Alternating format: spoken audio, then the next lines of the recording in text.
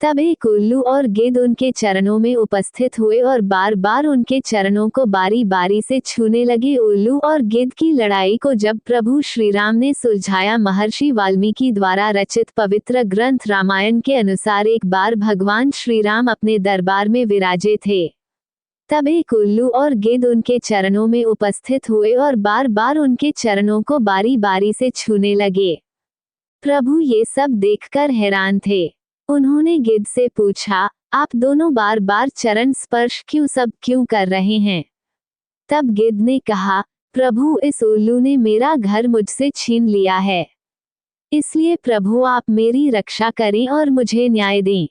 ये भी पढ़े, मंथरा ने आखिर क्यों भिजवाया था श्री राम को वनवास? ये था असल कारण। राम मंथरा ने आखिर क्यों भिजवाया था श्री राम को वनवास? ये था असल कारण। गिद्ध की बात खत्म होते ही उल्लू ने कहा, हे भगवान, वो घर मेरा है। ये गिद्ध हर दिन उम से आकर मुझे बाधा पहुंचाता था। तब भगवान श्री राम ने गिद्ध से पूछा, तुम उस मकान में कितने वर्षों से रह रहे हो? गिद्ध ने उत्तर दिया, जब से यह पृथ्वी मनुष्यों से घिरी हुई लगती है, तभी से वह मेरा घर है। पढ़ी, यहाँ पत्थरों से निकलते हैं 7 स्वर। इस पर भगवान श्री राम ने सभी सभासदों से कहा, आपका क्या निर्णय है? कौन सत्य बोल रहा है? वैसे वाणी के विकारों से गिद्ध की बातें ठीक नहीं लगती। उल्लू ठीक कह रहा है। ये हम सभी का मत है, आप अपना निर्णय दे महाराज।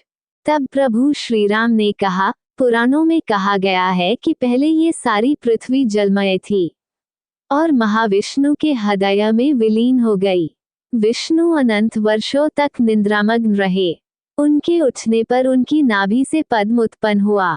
ये भी पढ़े, गजकेसरी योग में बरसेगा पैसा, बढ़ेगी सामाजिक प्रतिष्ठा। गजकेसरी योग में बरसेगा पैसा, बढ़ेगी सामाजिक प्रतिष्ठा। जिससे ब्रह्मा जी प्रकट हुए। उनके कान के अंदर से मधु कैटब दैत्य उत्पन्न हुए।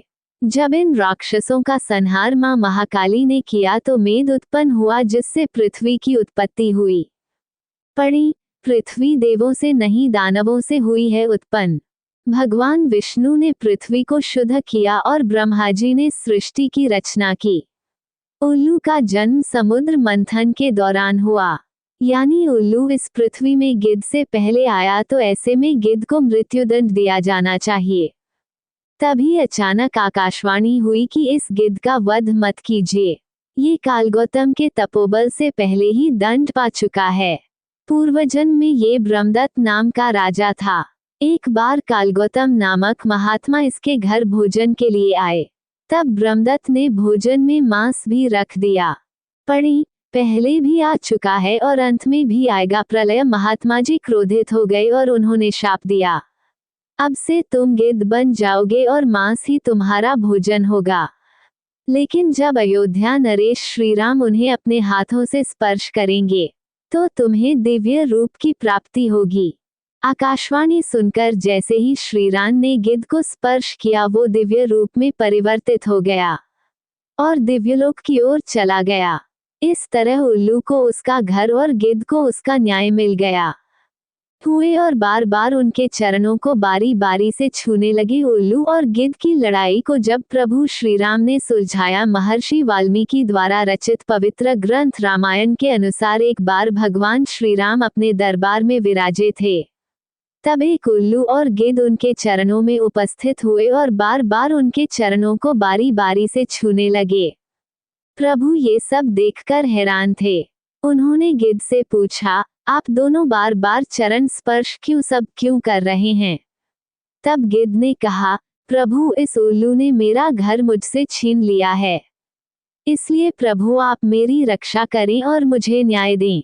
ये भी पढ़े, मंथरा ने आखिर क्यों भिजवाया था श्री राम को वनवास? ये था असल कारण। राम मंथरा ने आखिर क्यों भिजवाया था श्री राम को वनवास? ये था असल कारण।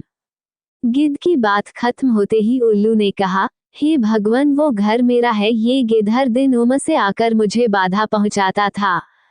तब भगवान श्री राम ने गिद्ध से पूछा, तुम उस मकान में कितने वर्षों से रह रहे हो? गिद्ध ने उत्तर दिया, जब से यह पृथ्वी मनुष्यों से घिरी हुई लगती है, तभी से वह मेरा घर है। पढ़ी, यहाँ पत्थरों से निकलते हैं 7 स्वर। इस पर भगवान श्री राम ने सभी सभासदों से कहा, आपका क्या निर्णय है, कौन सत्य बोल रहा है? वैसे वाणी के विकारों से गिद्ध की बातें ठीक नहीं लगती। उल्लू ठीक कह रहा है। ये हम सभी का मत है, आप अपना निर्णय दे महाराज। तब प्रभु श्री राम ने कहा, पुराणों में कहा गया है कि पहले ये सारी पृथ्वी जलमय थी और महाविष्णु के हृदय में विलीन हो गई। विष्णु अनंत वर्षों तक निद्रामग्न रहे। उनके उठने पर उनकी नाभि से पद्म उत्पन्न हुआ। ये भी पढ़े, गजकेसरी योग में बरसेगा पैसा, बढ़ेगी सामाजिक प्रतिष्ठा। गजकेसरी योग में बरसेगा पैसा, बढ़ेगी सामाजिक प्रतिष्ठा। जिससे ब्रह्मा जी प्रकट हुए। उनके कान के अंदर से मधु कैटब दैत्य उत्पन्न हुए। जब इन राक्षसों का संहार मां महाकाली ने किया तो मेद उत्पन्न हुआ, जिससे पृथ्वी की उत्पत्ति हुई। पढ़ी, पृथ्वी देवों से नहीं दानवों से हुई है उत्पन्न। भगवान विष्णु ने पृथ्वी को शुद्ध किया और ब्रह्मा जी ने सृष्टि की रचना की। उल्लू का जन्म समुद्र मंथन के दौरान हुआ, यानी उल्लू इस पृथ्वी में गिद्ध से पहले आया, तो ऐसे में गिद्ध को मृत्युदंड दिया जाना चाहिए। तभी अचानक आकाशवाणी हुई कि इस गिद्ध का वध मत कीजिए, ये कालगौतम के तपोबल से पहले ही दंड पा चुका है। पूर्वजन्म में ये ब्रह्मदत्त नाम का राजा था। एक बार कालगौतम नामक महात्मा इसके घर भोजन के लिए आए। तब ब्रह्मदत्त ने भोजन में मांस भी रख दिया।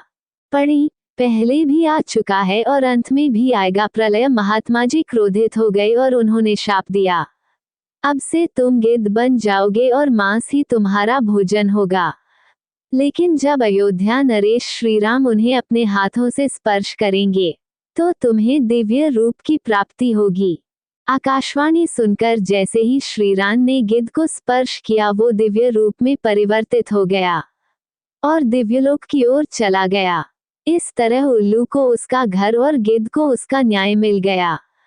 दोस्तों, आज का वीडियो यहीं तक है। आशा करता हूँ कि हमारा वीडियो आपको अच्छा लगा होगा। वीडियो अच्छा लगा है तो लाइक कीजिए, शेयर कीजिए, सब्सक्राइब कीजिए, सेवा करने का मौका दीजिए। अगले वीडियो में मिलेंगे।